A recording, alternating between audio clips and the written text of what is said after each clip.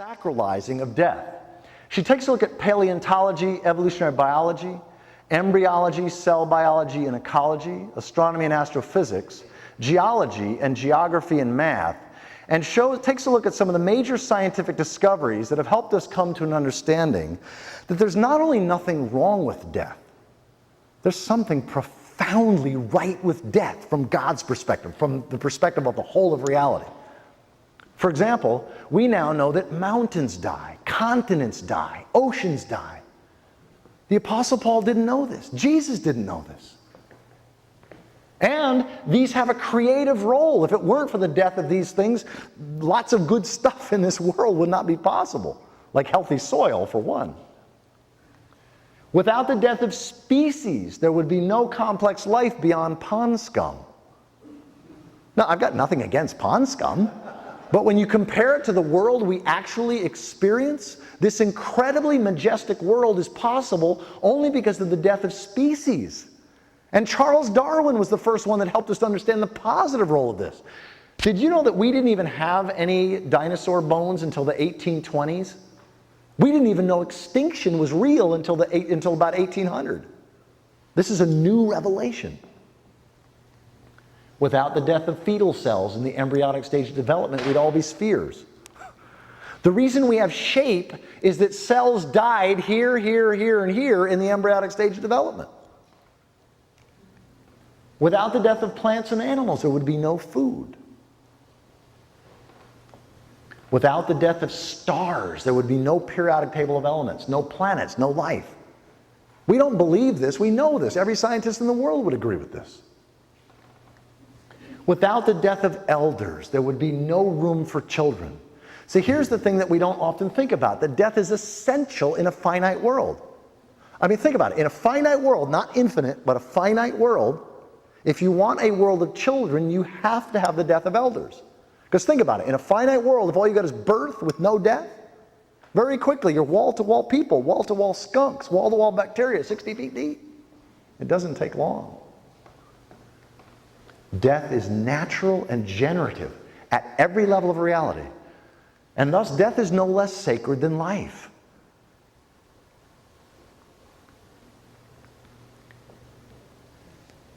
This is also true of chaos. I have a 15-foot chain of beads where each bead signifies some significant event in the universe story. And each of these beads is what I call a grace moment, because chaos, difficulty, challenge, destruction, breakdowns are the main thing that keeps catalyzing creative transformation.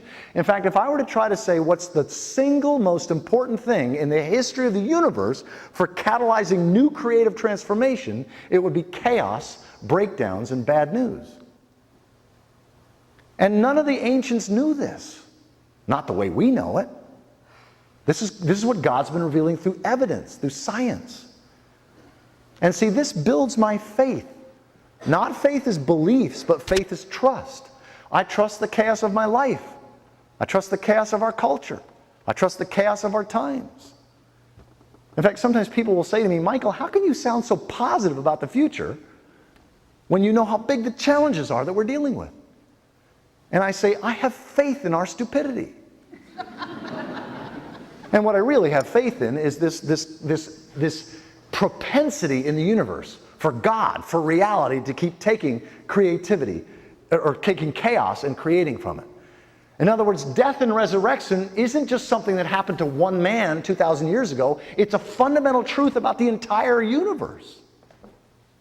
The matter of matter, the nature of matter. And this was me, as some of you know, this was me just 3 years ago, exactly 3 years ago, this week. I went through 6 rounds of chemotherapy and had my spleen removed. I had a very aggressive form of cancer. I had a tumor the size of my fist in my spleen. And even though I was looking at the possibility I could die very soon, I had what religious people call the peace that passes understanding. And it wasn't because I was holding out hope for pearly gates when I died. I'm a religious naturalist. I'm a Christian naturalist. I believe that where we go to when we die is the very same place we came from before we were born. And whether you speak of that as coming from God and returning to God, or coming from nothing and returning to nothing, or coming from mystery and returning to mystery, I think all of those are legitimate ways of talking about it. But if where I go to when I die isn't the very same place that all other plants and animals and bacteria have gone when they died, I'm going to be pissed.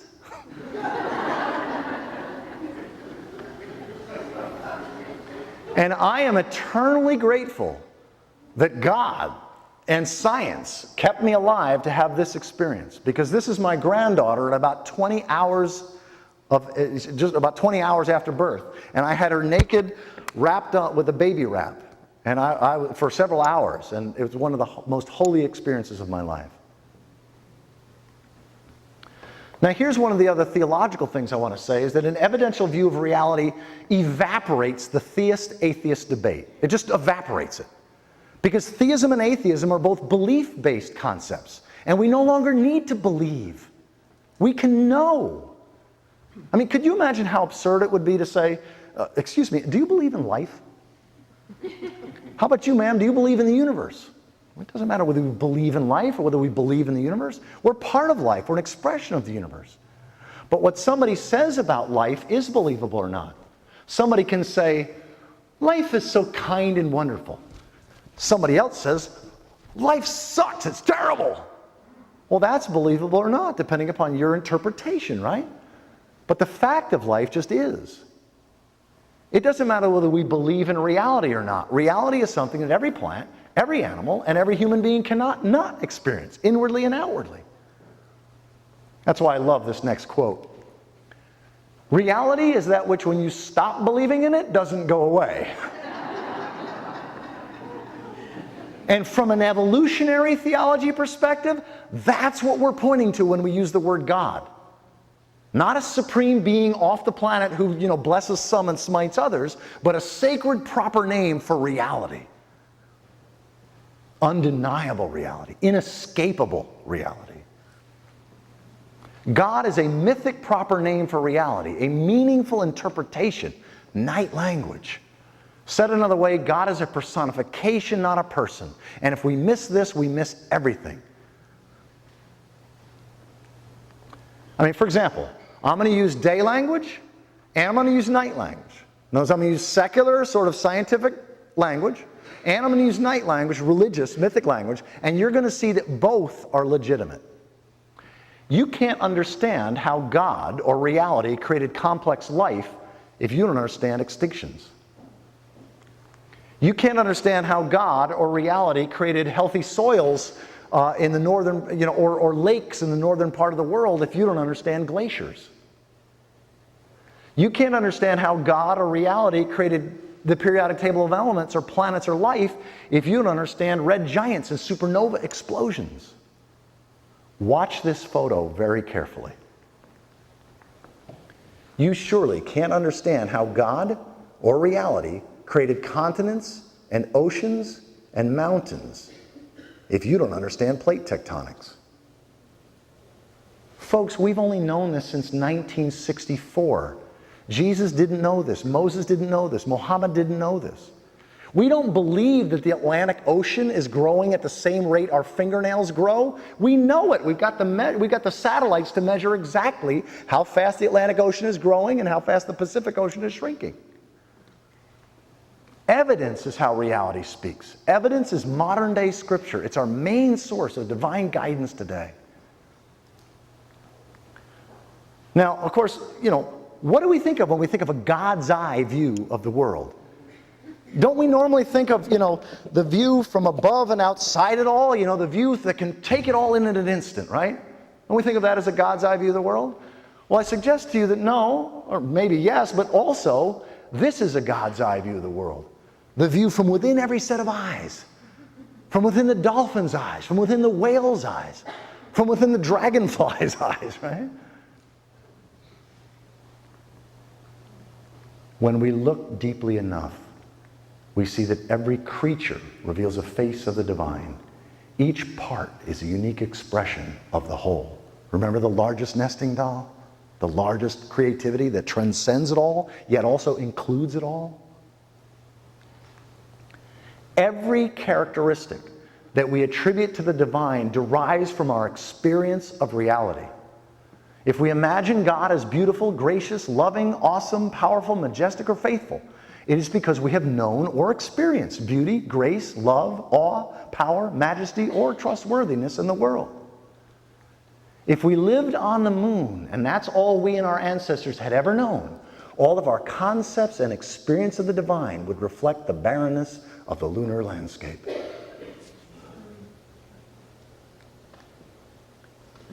Seeing God as no less than a sacred personification of reality as a whole changes everything. For example, here's different ways of saying basically the same thing. God is Lord, reality rules, nature bats last, your ego does not run the show, and all creatures evolve by adapting to their environment. Can you see how these are different day and night language ways of saying pretty much the same thing? I did a program in Colorado Springs, Colorado a few years ago that's on this DVD. It's the first 2 hours of this. And I delivered the exact same program to a group of Christians on Tuesday night and to a group of atheists on Wednesday night. And I didn't change anything. And one of the Christians, an evangelical, said, a woman said, I can see how this gives me a more personal relationship to God than ever before. But the very next night, one of the curmudgeonly atheists, this gentleman that was probably in his late 70s or early 80s, he said, finally a God that makes sense and one I can respect. Now I find this encouraging, because if we can't find ways of cooperating across ethnic, religious, and political differences in the next 30, 40 years, we're in serious trouble. So I suggested that when we have our best evidential understanding of these three things, big history, human nature, and death, that we can have not only an undeniably real view of God, but we can also have an inspiring vision of the future. So what do I mean by humanity's rite of passage? What I'm suggesting is that we're going through the same two things that all of us as individuals have. All of us as children are sponges for beliefs. We'll believe anything that trusted elders tell us. But then we start questioning those beliefs as teenagers, and then as adults we're guided not just by what was spoon-fed to us as kids, but what we have evidence for, what matches our experience and the experience of others outside our in-group. And our species is going through the same thing.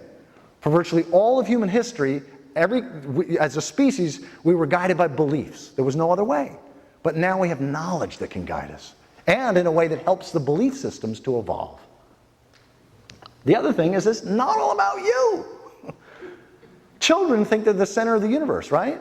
I mean, as children, you think you're just the center of the universe. In fact, even teenagers usually think they're the center of the universe. But as healthy adults, you realize that your legacy, how you will be remembered by history, will be determined by whether you're a blessing to others or not, whether you're a contribution to the world or not, what difference you make in the lives of others or not. And our species is going through the same thing. For virtually all of human history, every human culture thought that the world was made for us. And what we're now realizing is that we were made for the world. No matter what our attempts to inform, it is our ability to inspire that will turn the tides. Now, I'm almost 6'1". Okay, these guys are tall. The guy on the left is John Mather. He's NASA's senior astrophysicist. He's the 2006 Nobel Prize winner in physics. The guy on the right is Craig Mello. He's the 2006 Nobel Prize winner in medicine and physiology. The reason that they invited me to the Library of Congress is they both read my book, and they were doing a program together there called The Origins and Evolution of Life in the Universe. And Craig sent me an email. He says, Michael, you got to come to the Library of Congress and get your picture taken with us. He said, it'll be great for your book. I was in Phoenix, Arizona at the time. I flew to Washington, D.C. to have this picture taken. Here's what they said about my book. John Mather said, the universe took 13.7 billion years to produce this amazing book. I heartily recommend it. Folks, as an author, it just don't get any better than that. Craig Mello said, the science versus religion debate is over. A must-read for all, including scientists. Now, this hasn't got me on the Oprah show yet, but I did meet with the Oprah Winfrey, the Vice President of Programming and Development recently, so we'll see. But we created an 80-second book trailer, and I wanted to share it with you.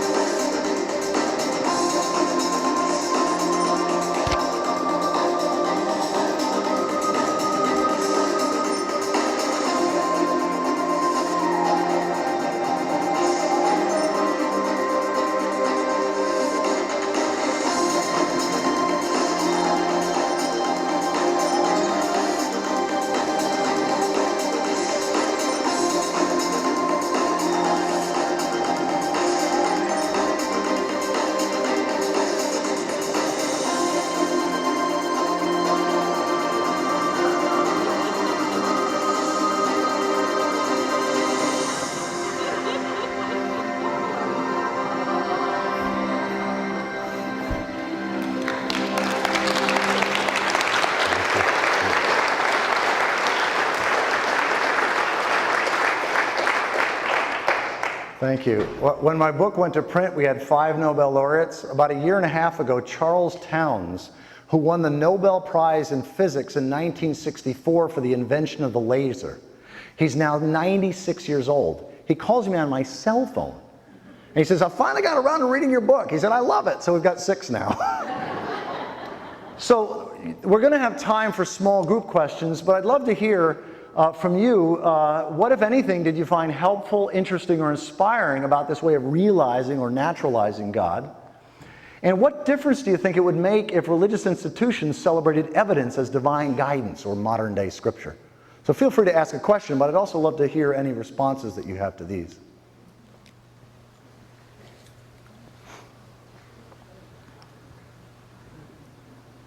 Or anything related to what I talked about in terms of big history, human nature, and death.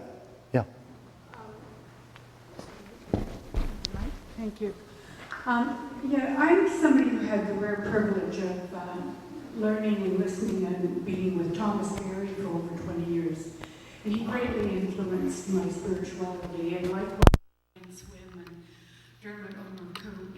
And so I can't help but sometimes cross-reference what I've learned over those years with what you're saying. Tom Berry never spoke of God. He talked about the cosmos, the universe, etc., but he never talked about God. And I'm still having some difficulty in making this connection between reality equals God. And I'm also concerned that we aren't paying enough attention to how we're plundering the planet, and that what we're doing to the planet is human-caused. And that when you use that quote from Romans, where Paul said, I don't do what I know I should do. And I think that's true when we look at how we treat the planet. So I'm wondering if you could respond to that. First of all, Thomas Berry was my main mentor in my life, and there's nobody that I'm more indebted to than him. And Father Thomas, he was a Catholic priest, helped me see, and I think helps us see, that this mismatched instincts and supernormal, if we are clueless about our inner nature, he didn't talk much about this because he wasn't that aware of evolutionary psychology and brain science. But if we are clueless about our mismatched instincts, we will in fact plunder the earth, in part because we have an inaccurate understanding of who we are, where we are, and how we fit into this grand epic of evolution, what he called the great story, or the universe story. And so I think that there may be nothing more important than having a sacred, inspiring understanding of big history, human nature, and death, for helping us know how to move forward into a just, healthy, and beautiful and sustainably life-giving future. And that's why Connie and I do what we do. The reason that we've been living on the road for 10 years, effectively homeless, we don't have a home. We live permanently out of the generosity of others who open up their homes to us. And the reason that we do this is we're committed to doing everything that we possibly can in our lifetime to ensuring a just and thriving future for this planet, for the larger body of life. And what I didn't get into, because I ended up spending so much time talking about the God stuff during this program, which I normally don't do, is I didn't get into what it is about the big history that gives us clear guidance from God, from reality, in terms of how we need to move forward into a healthy future. And what it is in a nutshell is that how these thresholds of complexity have occurred is that self-interest and the well-being of the whole keep getting aligned. So that the part in pursuing its own self-interest is simultaneously pursuing the self-interest of the whole that it's a part of. And this is the key. I believe that we will not survive into the 22nd century unless we do this one thing. It's the most important thing, which is we need to align the natural self-interest of individuals, corporations, and nation states with the well-being of the larger body of life as a whole. So that individuals, corporations, and nations that do well to the larger common good benefit. And the more good they do, the more they benefit. So they're incentivized to do as much good as possible. And individuals, corporations, and nations that disregard or harm the common good are taxed or penalized with these moral strictures, so that it's in their self-interest to do the right, just, ecological thing, and it's also in their self-interest to not do the unjust, unecological thing. See, until we do this, we're going to have good, moral people that send their kids to the best schools possible and have them read the Bible all the time and sending them to the best schools to learn how to do the worst thing best. Because until we do this, until we align self-interest at multiple levels, the cheaper, easier, more convenient thing to do will continue to be the wrong thing to do. When we align that, the cheaper, easier, more convenient thing to do becomes the right thing to do. And where we learn this from is not the Bible, not the Quran, not the Bhagavad Gita. We learn this from what reality, whether you use God language or not, has been revealed through evidence, through the history of this complexity. And so I agree. I think that nothing's more important in terms of living in right relationship to reality than living in right relationship with the air, the water, the soil, and other species of this planet and human diversity. Somebody in the back, yes. Speak loud, please. Okay. What I found helpful, interesting, inspiring, and wonderfully empowering and freeing is the perspective on chaos and death that you have shared. Because like many people here, I have been overcome by grief for what is happening to the biodiversity of our planet and paralyzed by it. My creativity has shrunk in response to it. And this bigger picture has released a kind of creative joy in my being. Oh, thank you, thank you. What he's, if those of you that didn't hear, it was the piece on creativity and chaos catalyzing creative transformation that gave him hope and a jolt of possibility. And I agree. I think there's a whole lot more. I actually, in a few minutes, I'll talk about, just a couple minutes, what we have on the DVDs. The main program that I delivered for almost 3 years, in every kind of setting, from atheists to evangelicals and everything in between, was called Beyond Sustainability, an inspiring vision of the next 250 years. And so I'll talk about that here in a minute. It's on 2 of our DVDs. Yeah.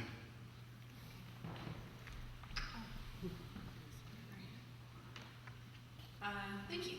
So I really appreciate, actually, I guess it was the quote from one of the Nobel laureates in the photo saying that sort of the science versus religion debate has sort of been finally put to bed. And I think that's an important thing to acknowledge. And in thinking on that, particularly when we're on Salish territory, to keep in mind other worldviews that have been saying that and offer a stance of critique for the historical scientific perspective. So nodding is really good, but one of my concerns with an evidentiary basis and a scientific worldview is how much the tradition and practice of science is still really bogged down and caught up in hierarchies and patriarchy, even in the language. Evelyn Fox Keller has written some really interesting stuff about the way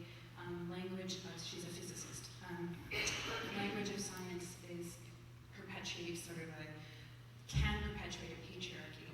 So I'm inspired, but also want to keep that critique and honor stances that I think can inform that.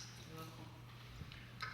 I appreciate you for raising that. One of the things that Thomas Berry spoke a lot about, especially in the last decade of his life, was that there were 4 primary sources of wisdom that we needed to attend to today.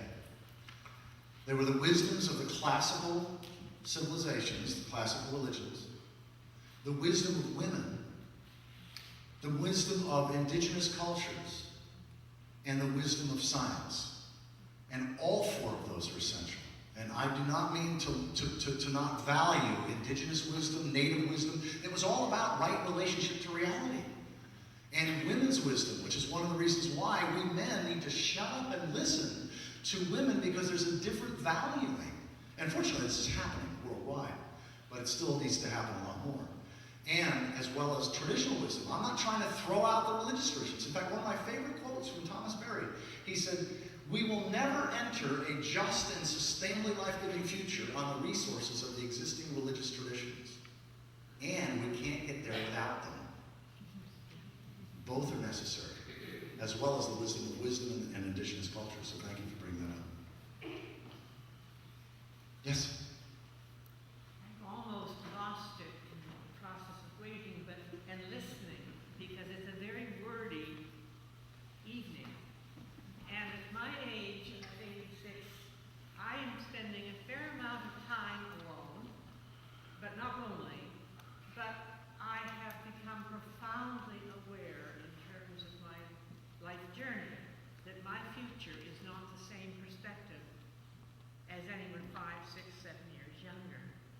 And interestingly, there came a moment when you were enlightening me, when I felt a profound aha, and I know where I'm headed.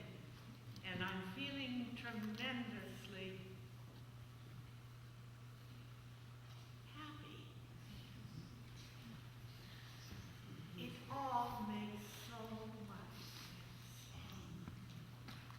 Thank you.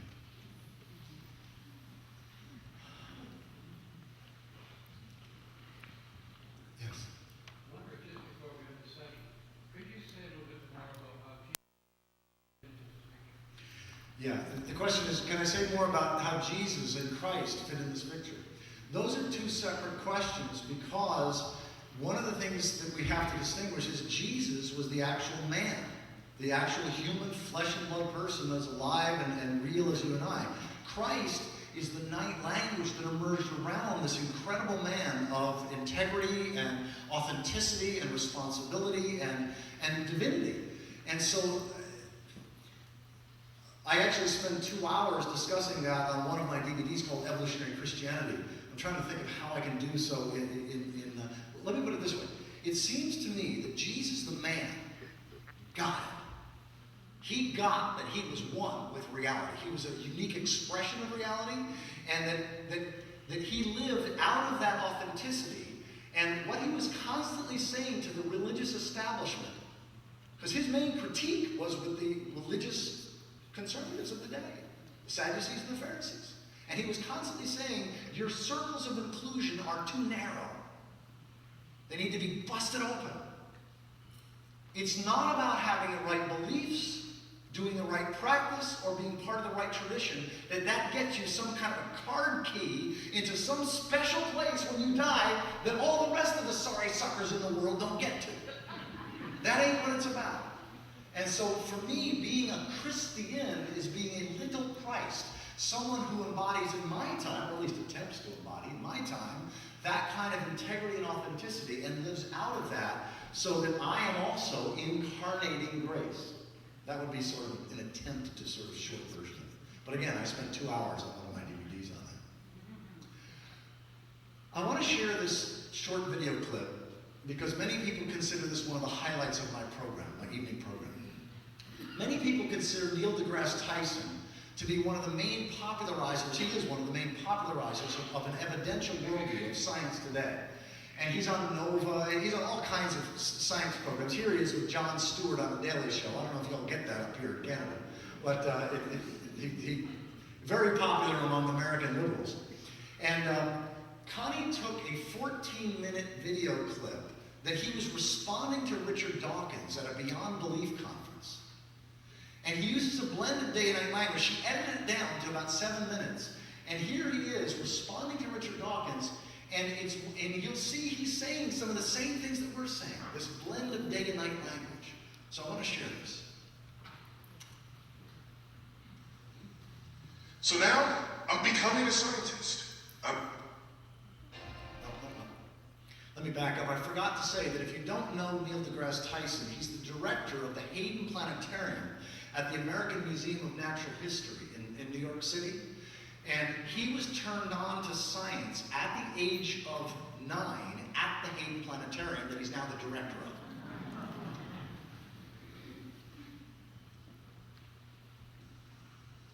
So now I'm becoming a scientist. I'm in college majoring in physics. I go to graduate school, get the PhD in astrophysics. It's my life love. I've known this since I was a kid.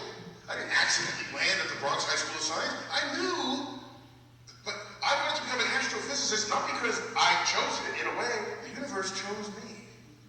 That first day in the Hayden Planetarium at age 9 as a kid, and I looked up and the lights dimmed and the stars came out. And I was called by the universe. I had no choice in the matter. I became a student of the universe with the ambition of one day being one of its participants in research on the frontier of cosmic discovery. And that ambition, that inculcation, stayed with me the whole time. To the point where when you become an astrophysicist, when you become a scientist at all, here's what I'm putting back to you. Because you would go on pilgrimages to mountaintops, because that's where your telescopes are. And where's the mountain? The mountain is far away from any city, because cities have lights and pollution and other things that interfere with your views. So by construct, the best telescopic observing sites are far removed from civilization. Then you get to the mountaintop. And what do you have to do next? You have to then start going nocturnal. The day is now your night, and the night is your day. And so that's part of the pilgrimage. There's the effort of the travel, and then there's the effort of flipping your schedule and going nocturnal. Then there's the telescope itself, this conduit to the cosmos. It's a physical, it's a tube, it's a conduit. And I sit there and I reflect on it. My specialty was the center of the Milky Way galaxy, 30,000 light years away. And so I have my digital detectors, I've got the telescope, it's dark, it's just me on this mountain and the universe. And I look up and I just think to myself, there are photons that have been traveling for 30,000 years. And I'm sort of snatching them from this journey and planting them into my digital detector.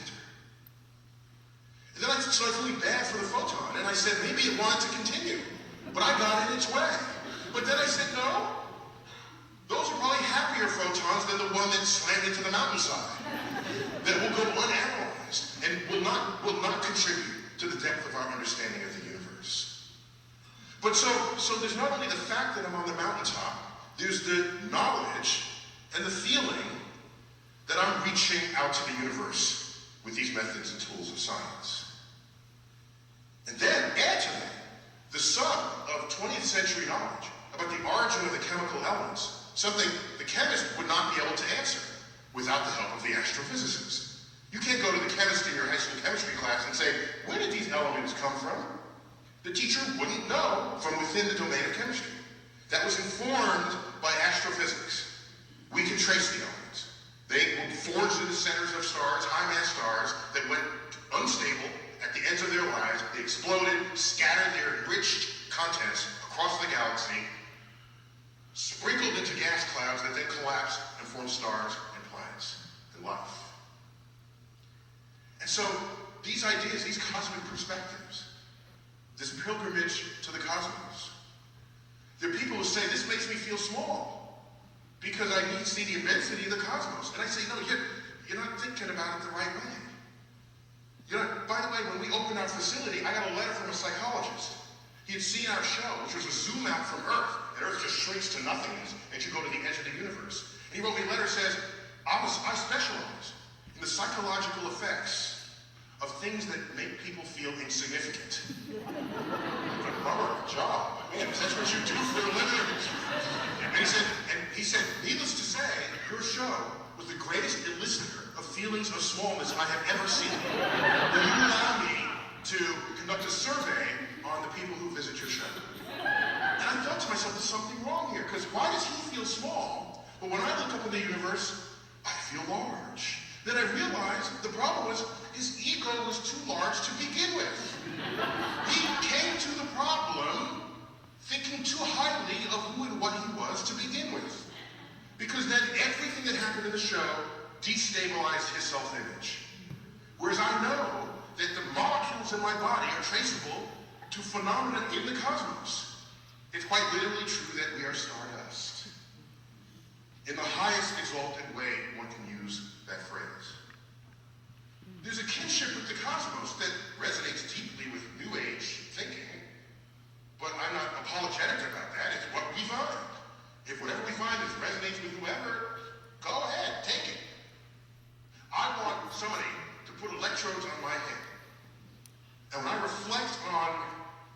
kinship with the cosmos. When I do the calculation that shows that a 15-ton meteorite that we have in the center of the Rose Center for Earth and Space, it's an iron meteorite. When I do the calculation that shows that if you take all of the iron from the hemoglobin of the people in the tri-state area of New York City, you can recover that much iron out of their blood. And realize that the iron from that meteorite and the iron from your blood has common origin in the core of a star. Tell me what part of my brain is lighting up, because that excites me. That makes me want to grab people in the street and say, have you heard this? I feel, and I use words. I bask in the majesty of the cosmos. I use words, compose sentences that sound like the sentences I hear out of people who had revelations of Jesus. I want someone to do that experiment, because the day you do, if the same centers in my brain are excited by these cosmic thoughts as what are going on in the mind of a religious person, that's something to know. That's going to be really interesting finding. Because what that tells me as an educator is, let me offer the universe to people. And they'll start taking it in. And they'll start achieving those feelings that they had before. And I don't so much care whether they abandoned previous feelings. I've got an offering that keeps growing, that keeps becoming more majestic. When the Hubble telescope was announced that we were going to cancel the Hubble telescope, the greatest outcry to not do that was not the astrophysicists. It wasn't from within NASA. It was the public. It was all over the op-ed pages and the public took ownership of the Hubble Space Telescope because the universe was coming into their bedroom, into their living room, onto their computer. They were a participant on the frontier of discovery. And as far as I can tell, if you let them know that it's not simply that we're in the universe, but in fact, given the chemistry of it all and the nuclear physics of it all, not only are we in the universe is in us. And I don't know any deeper spiritual feeling than what that brings upon me. I just wanted to leave you with those thoughts.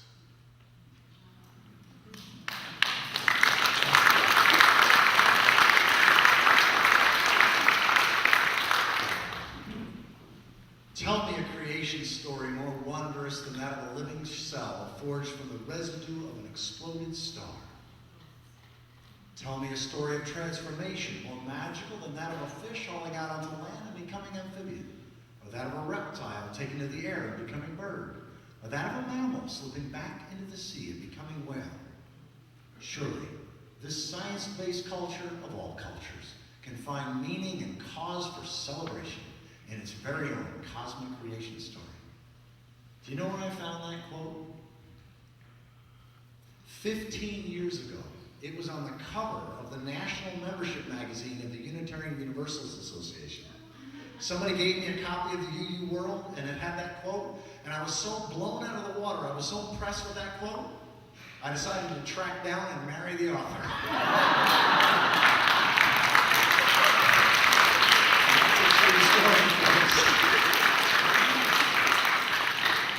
Just very quickly, the resources that we have. This is the best single overview of the entire field of spiritual evolutionaries. It's a gem. And this is probably the best single helpful book in terms of big history, but then shows 4 different possible trajectories. Which way are we going to go? Which of these 4? It's our choice. These 2 are fabulous books. These are a little more academic, but no less excellent. The Evolutionary Epic, Science's Story and Humanity's Response. About 20 different authors contribute to this. And The Evolution of Religion. Both of these came out of conferences that I was at. If you want to explore this kind of a sacred way of thinking about evolution more deeply, and especially if you want to share this perspective with others very, very inexpensively, what we most recommend are our DVDs. We say freely burn as many copies of our DVDs as you want. Each of these is 4 hours of our best programs. The reason I've got these 2 like this is because the second 2 hours of this and the first 2 hours of this is the same program delivered to different audiences. Here I delivered to a secular audience, and here I gave it to a Christian audience. I'm looking around, I'm realizing this isn't a very young audience, so I'm going to say something in case it's not obvious. This does not mean put them in a fire.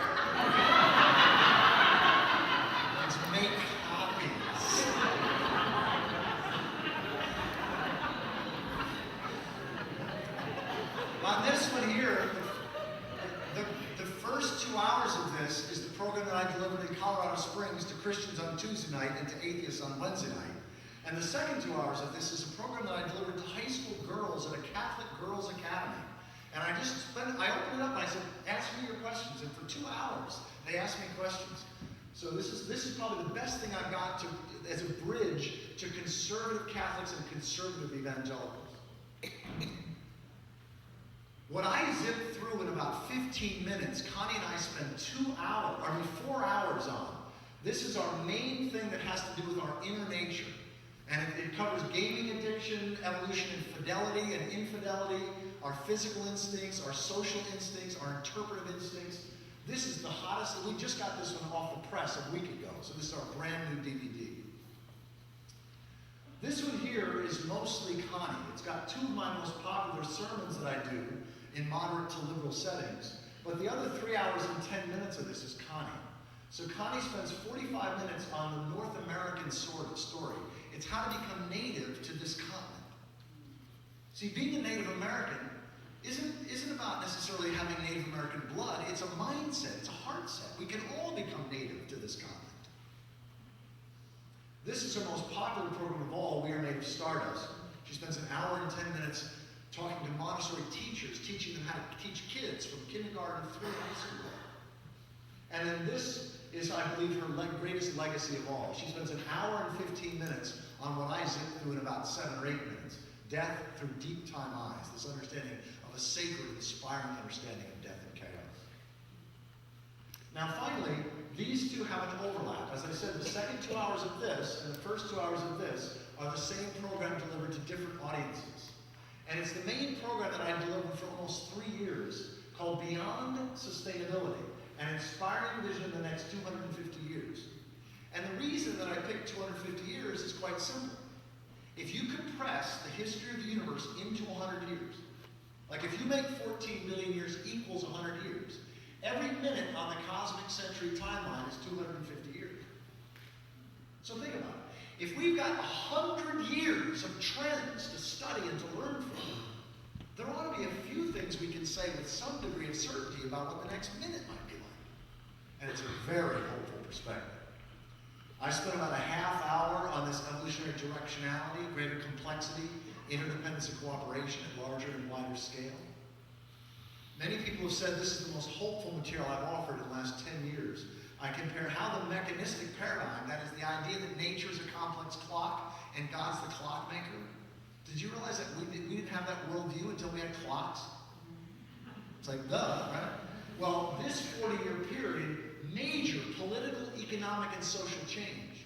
And I believe that in the next 40 years, we're going to see the same scale of change. We're already beginning to see a global democratic revolution. That's going to go wild over the next 40 years. An environmental and biomimicry revolution. That is where we mimic biology rather than mimicking machines in our redesign of law, medicine, politics, economics. And I believe we will see a worldwide spiritual revival as all the religions come into their glory, come into their greatness, as a result of not just tolerating an ecological evolutionary worldview, but wholeheartedly embracing it. And I believe young people will drive that. Now again, all we're talking about is the next minute on the cosmic century timeline. These aren't the challenges that we might have to deal with. We're going to have to deal with these things. And then what are the things that we may or may not have to deal with? But by God, if we've got to deal with any of these things, it's going to be huge. This is nuclear, biological, or chemical, or genetic, nanotechnology, or robotic error or terror. So this is the scary stuff. I don't leave people here, but we're not going to have authentic hope if we're in denial about what we might have to deal with or what we're definitely going to have to deal with. But then I say, okay, what are the long-term and the short-term positive trends that we can bank on? We can trust that these trends are going to continue. In fact, some of these trends have existed longer than humans have ever been around.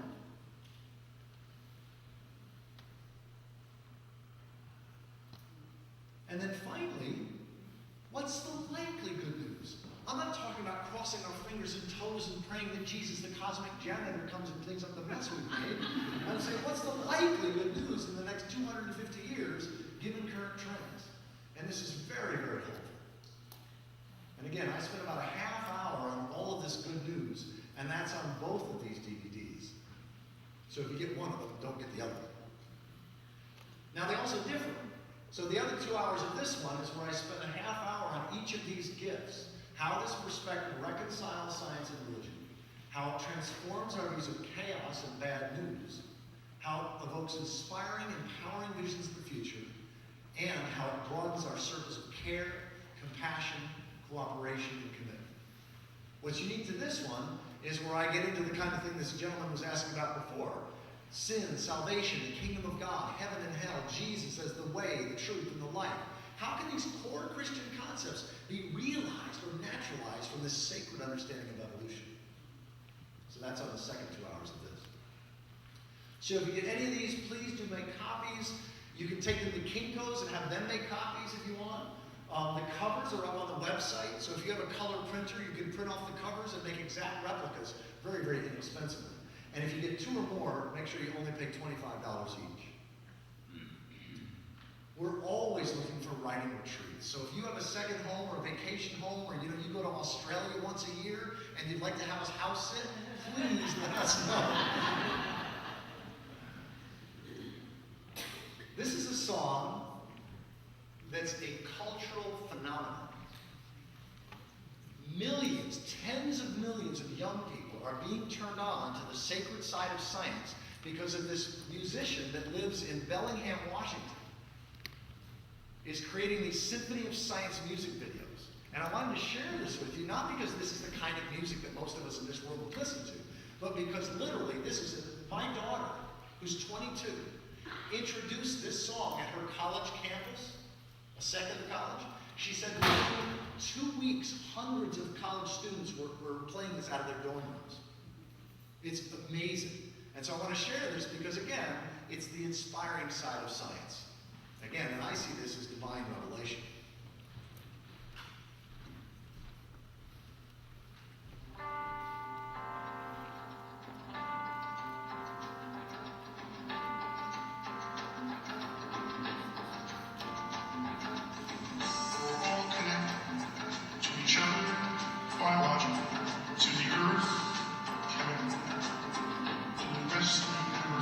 I think nature's imagination is so much greater than theirs.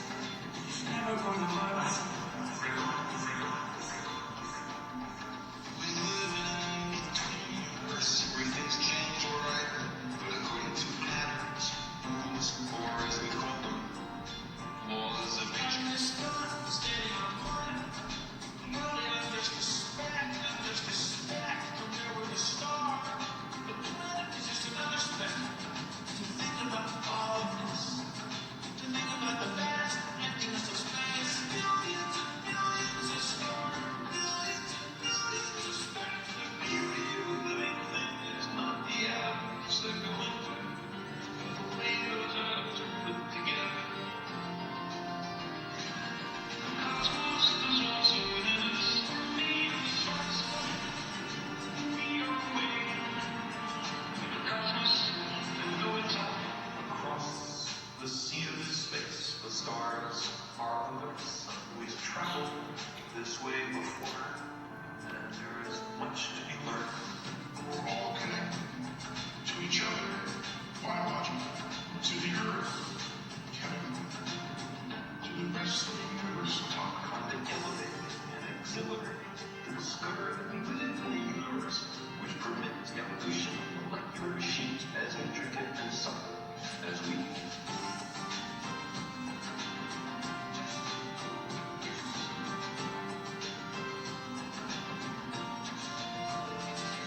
I know that the parts of my body are traceable, but I'm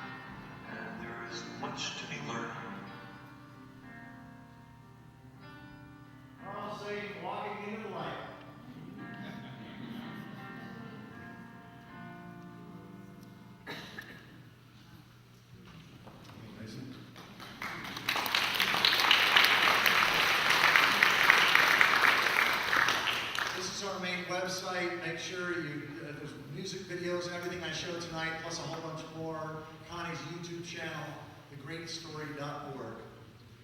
And I'd like to close by giving Carl Sagan the last word. Science is, at least in part, informed worship. Thank you.